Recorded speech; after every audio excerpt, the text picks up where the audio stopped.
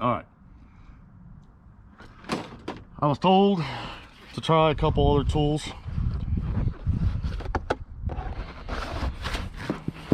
I guess I'm using the same car.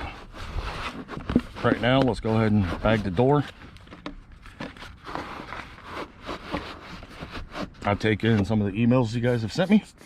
So we're gonna do another little product review. And I'll tell you right now, what I'm getting ready to do, I would not suggest ordering it. Don't waste your money.